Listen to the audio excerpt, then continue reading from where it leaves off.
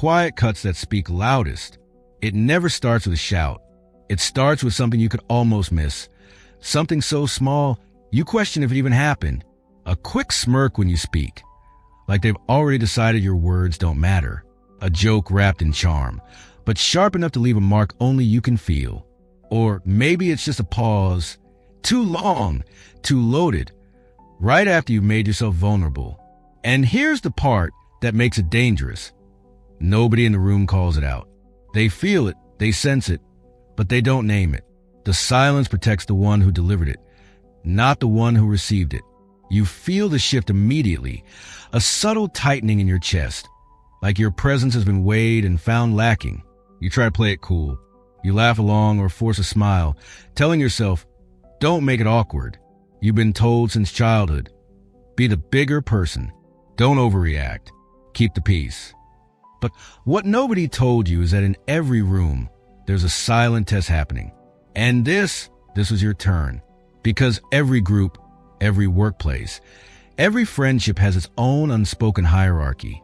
It's written in moments just like this, moments that aren't loud enough to make headlines, but are sharp enough to define your place. In that instant, it's not just about the words or the smirk. It's about the question lingering in everyone's mind. What will you do? You may think it's nothing, but nothing is exactly how reputations begin and how they disappear. The invisible test.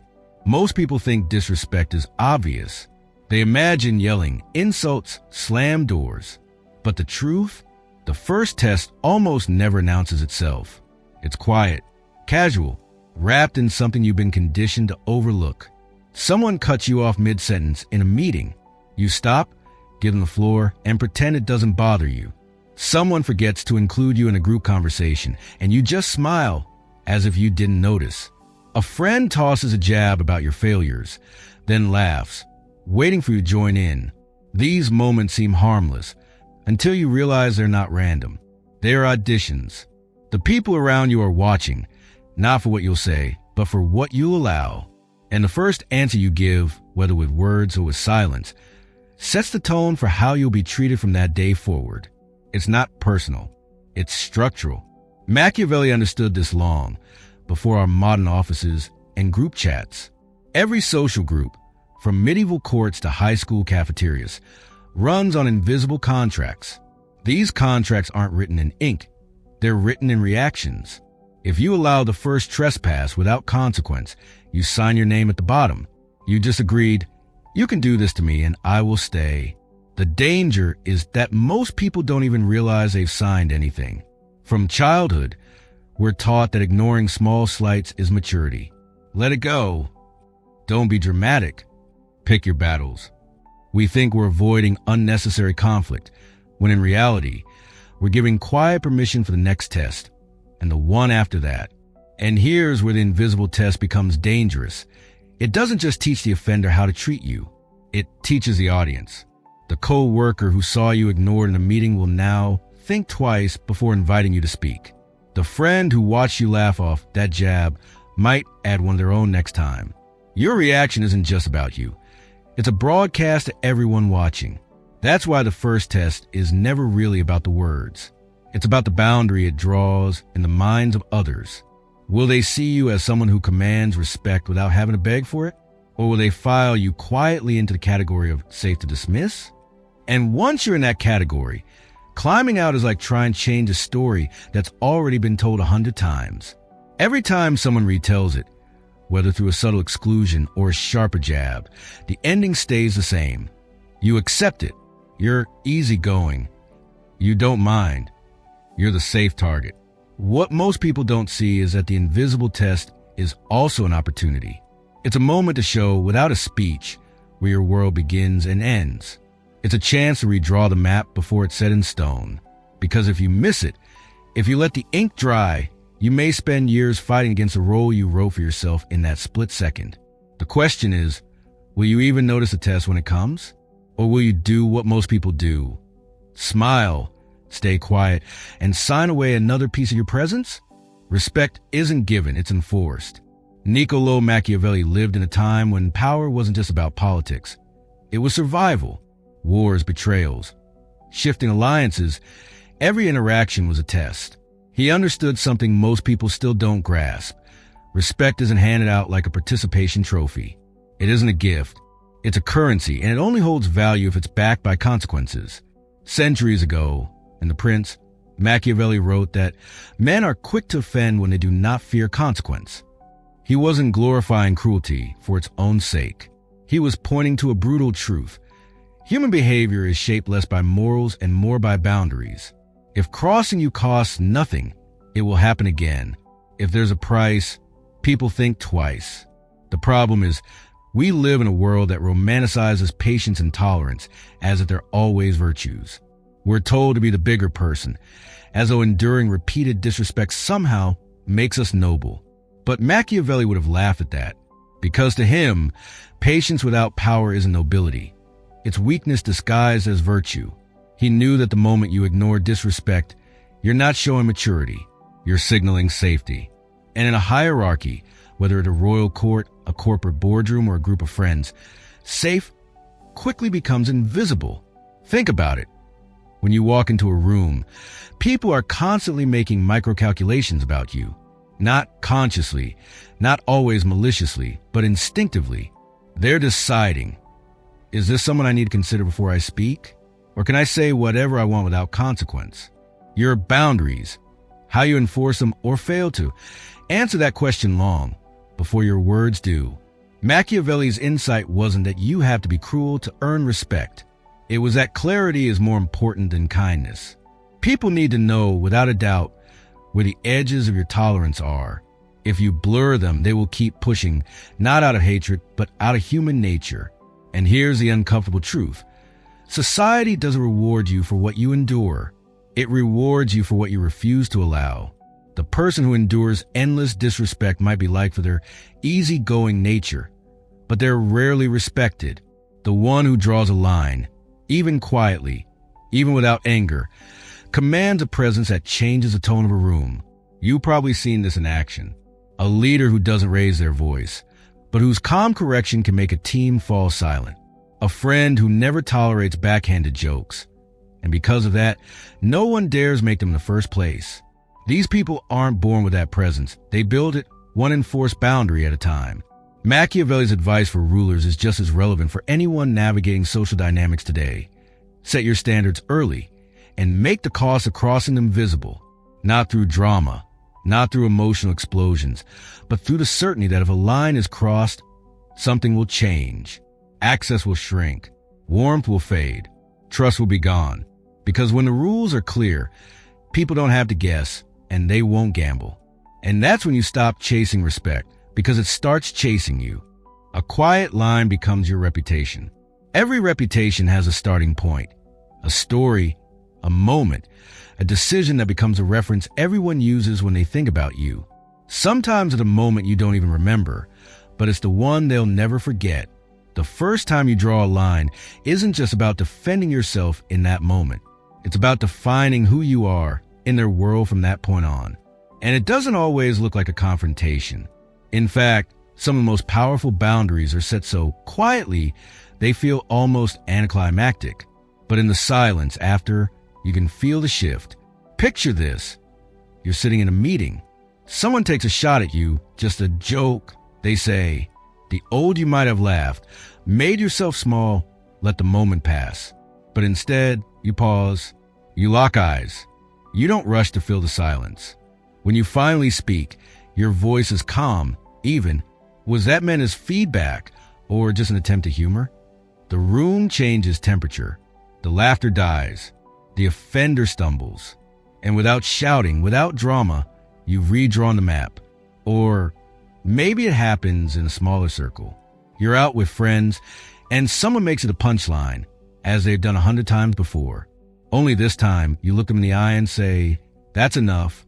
No explanation. No nervous smile. Just a clear line. You don't argue. You move on. But from that night forward, there's a difference. They know. The group knows. The target they once relied on is gone. Here's the part most people miss. When you set that first boundary, you're not just talking to the person in front of you. You're talking to everyone watching. The quiet observer in the corner. The one who barely spoke.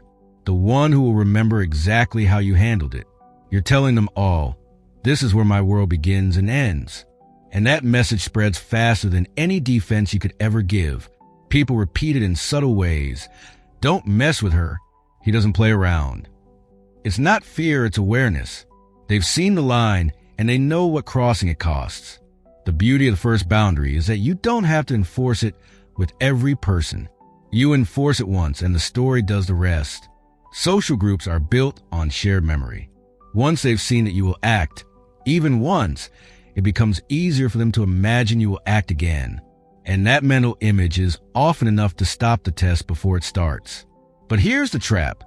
Your first boundary only builds your reputation if you hold it.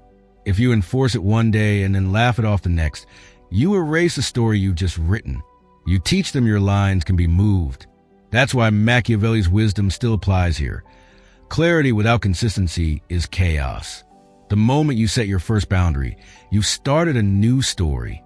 Whether that story becomes your reputation or just another forgotten moment depends on whether you keep writing it the same way. The first line you draw isn't just a reaction. It's a foundation for how you'll be treated for years to come.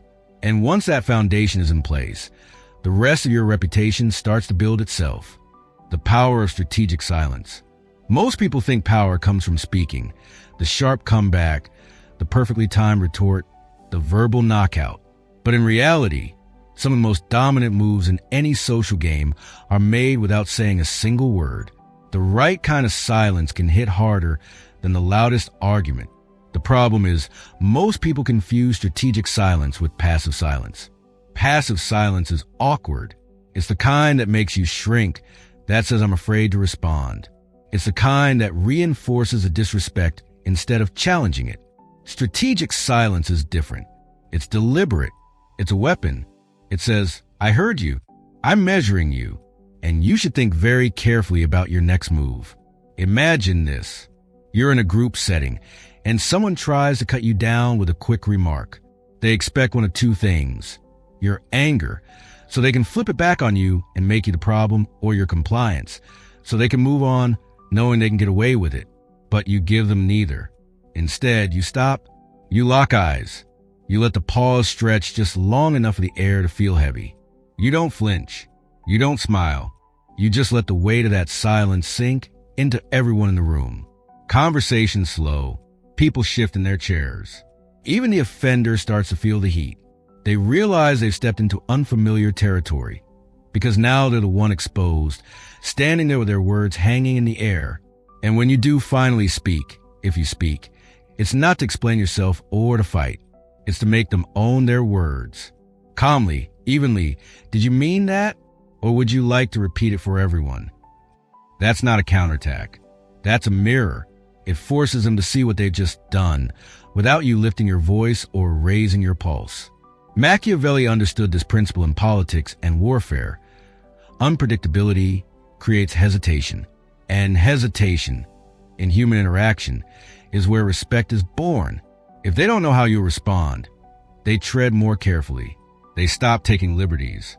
You become unreadable, and unreadable people are dangerous to challenge. But strategic silence isn't just about the moment. It's about what happens after. You don't go back to normal as if nothing happened. You keep your responses measured. You withhold unnecessary warmth. You make your approval feel earned again. Over time, the room learns. Crossing you has an invisible cost, even if they can't put it into words. And here's the secret. It's not just the offender who notices. It's the audience. The quiet observer who might have been thinking about testing you someday now has second thoughts. They've seen that you don't react on autopilot. They've seen that you can control the pace of room without even raising your voice. That sticks. Strategic silence works because it shifts the power dynamic without you having to fight for it. You don't meet them on their level. You make them rise to yours. And in a world full of people desperate to prove themselves, there is nothing more unsettling than someone who doesn't need to. Absence is punishment. Most people believe in matching energy. A jab for a jab. A cold tone for a cold tone. It feels fair. It feels balanced. But Machiavelli would tell you that fairness is overrated. If your consequences match the offense, they're forgettable.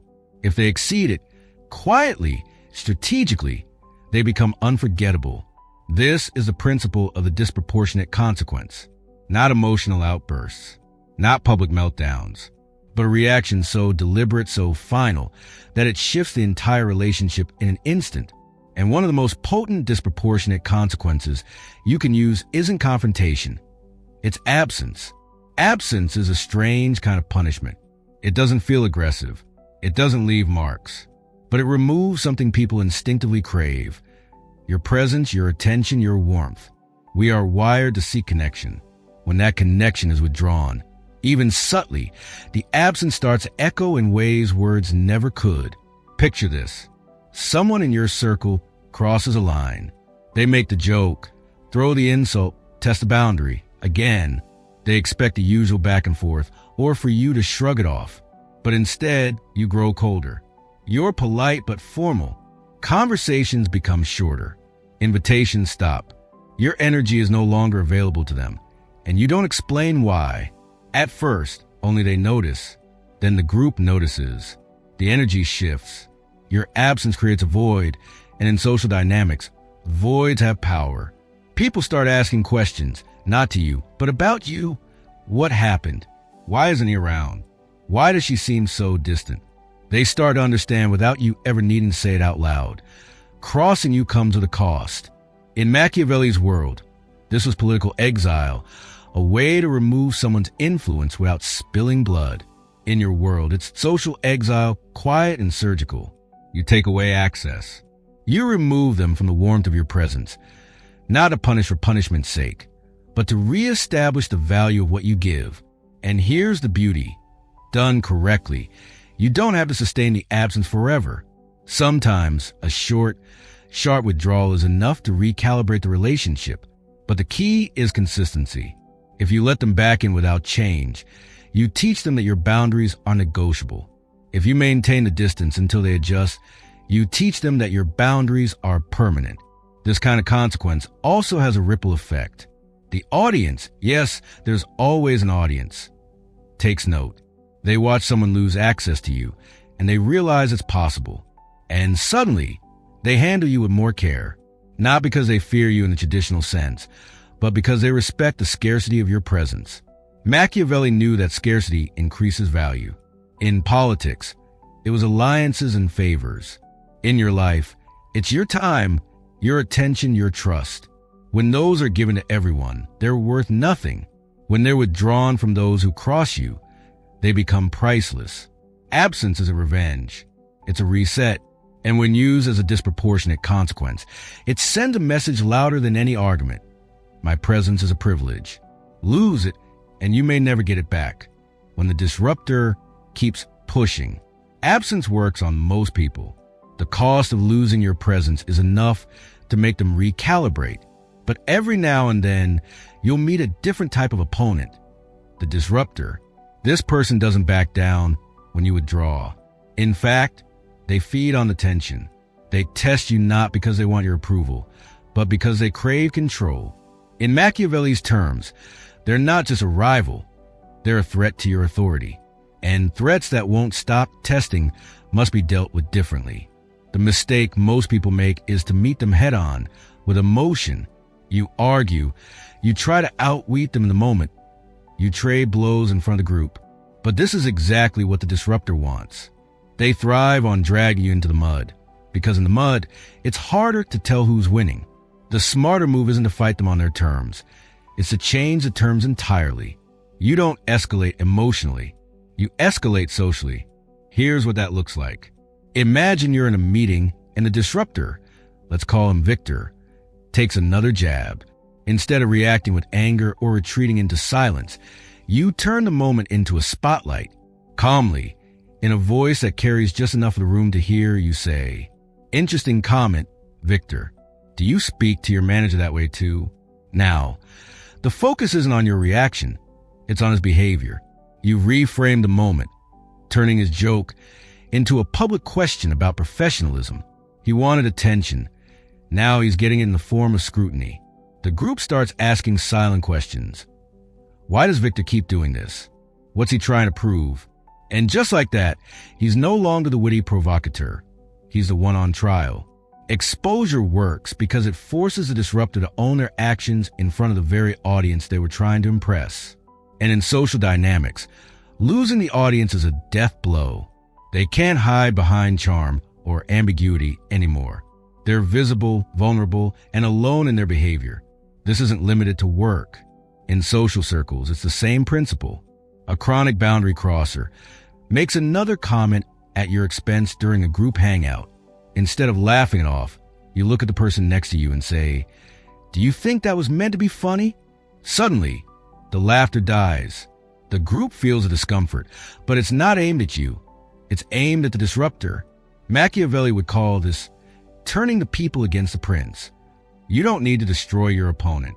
You just need to erode their support until they're standing alone. And here's the key. You do it without anger, without visible malice. You remain calm, professional, even detached. You're not seeking revenge. You're enforcing the rules of the environment. But there's a warning. Exposure must be precise. Overplay it, and you risk looking petty or vindictive. Underplay it, and the disruptor escapes untouched. The goal isn't humiliation, it's isolation. You're making their behavior so costly that they either adapt or become irrelevant. And once the group has seen the disruptor exposed, something interesting happens. They start policing the boundaries for you. The next time someone even starts to cross the line, someone else says, "Careful, you know how that went for Victor." Your reputation now has its own enforcement squad. That's the power of escalation by exposure. You don't destroy the disruptor. They destroy themselves under your spotlight. Legacy of presence. There comes a point where boundaries are no longer something you have to enforce every day. They become the air around you. You don't announce them.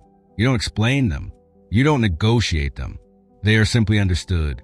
That's the legacy of presence. At first, every stand you take feels like a decision. You think about it. You weigh the risks. You wonder how the room will react. But over time, something changes. The stories about you begin to circulate. He doesn't tolerate disrespect. She doesn't play those games. It's not fear, it's certainty. People know where you stand without you having to say a word.